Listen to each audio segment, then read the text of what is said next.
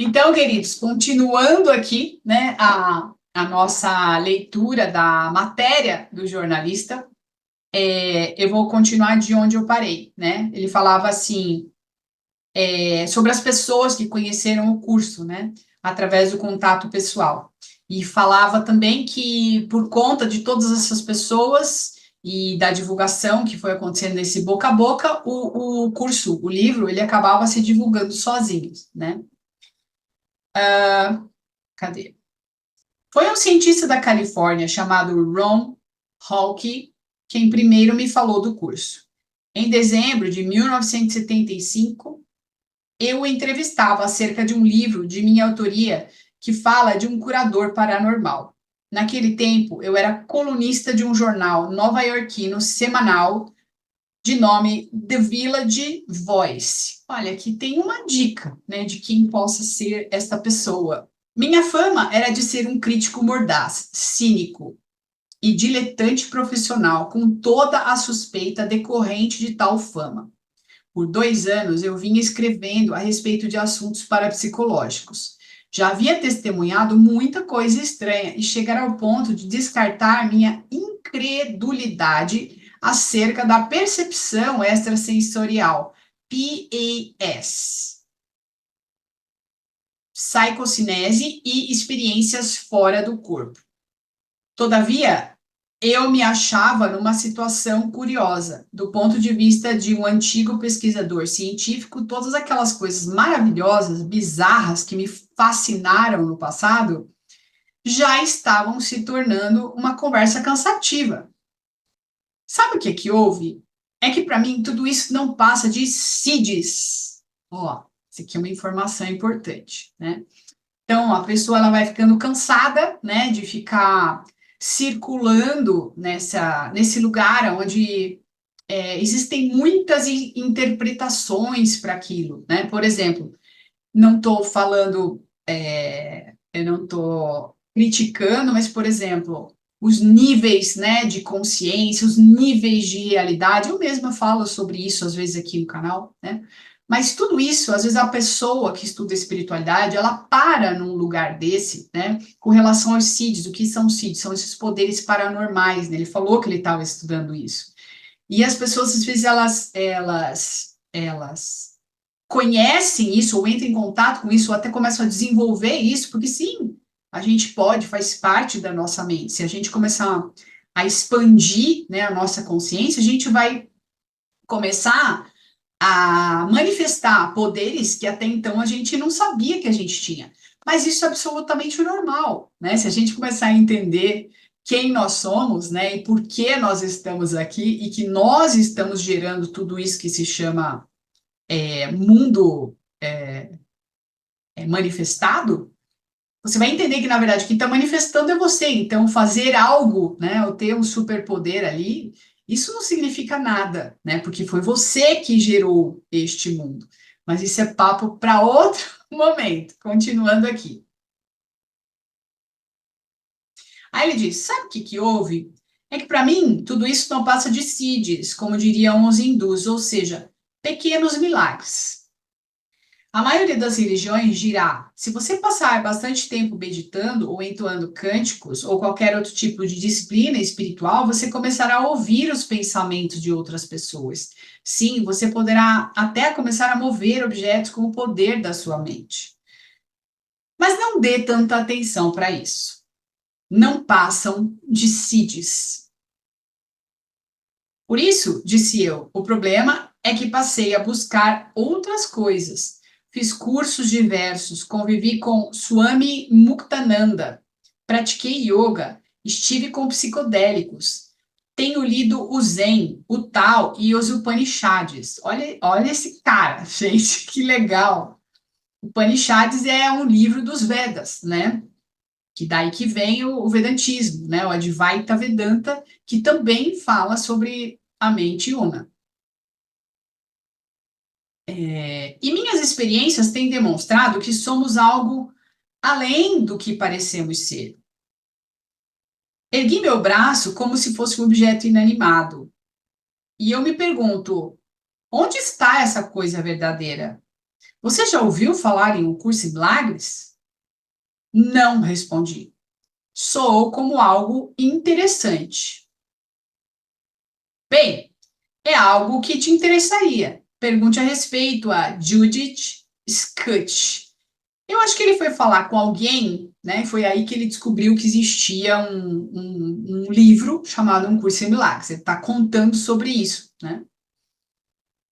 Em apenas 2 dias eu estava conversando, daí lá foi ele, né? Entrevistar outras pessoas. Em apenas 2 dias eu estava conversando com Jim Hickman nos laboratórios Dakin em São Francisco.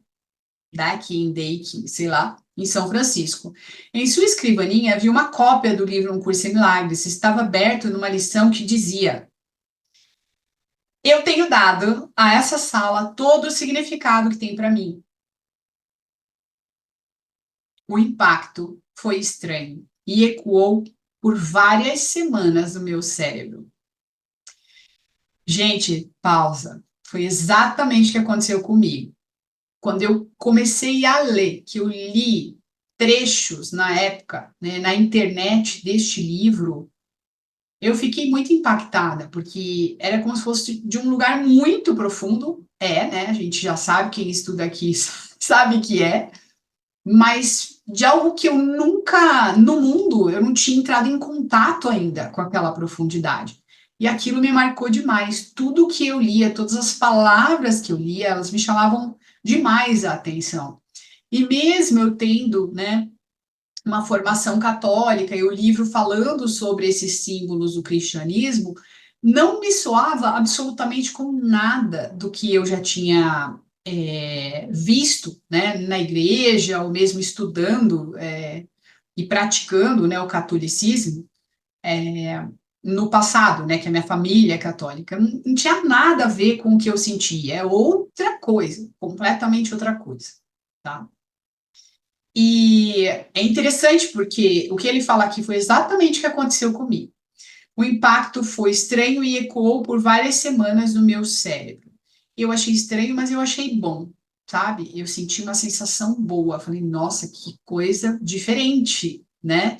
E que sensação diferente eu tô sentindo quando eu leio isso, né? Daí ele continua.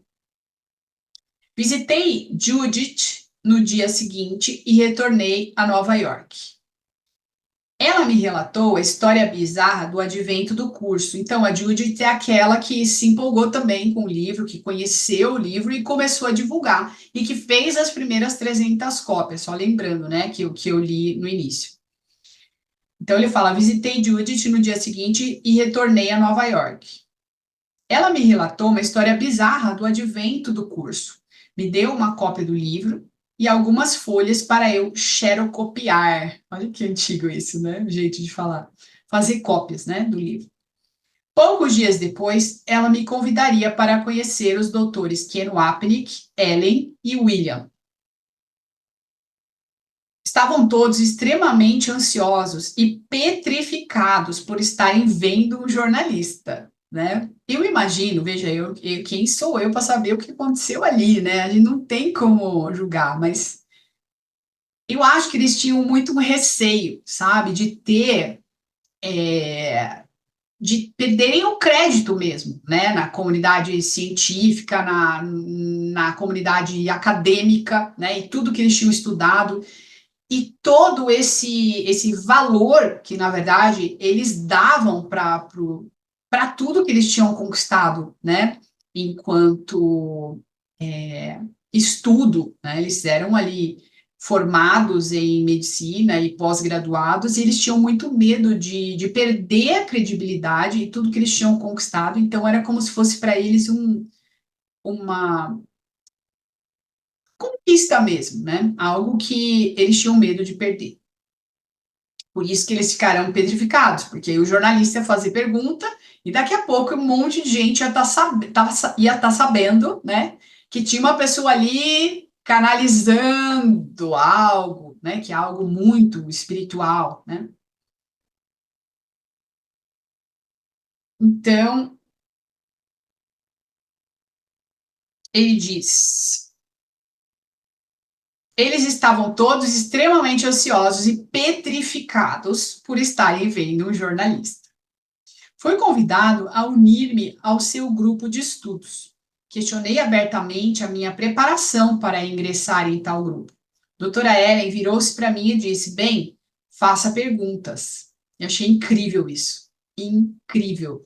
E é algo que eu aconselho muito às pessoas, né? Quando estudam um curso em Milagres, para não enfiar a goela abaixo das pessoas este conteúdo, porque não é assim que a coisa acontece, né? A pessoa, quando ela quer entender, ela vai atrás, né? Ela quer saber, ela faz perguntas e vai ser entregue a ela, né?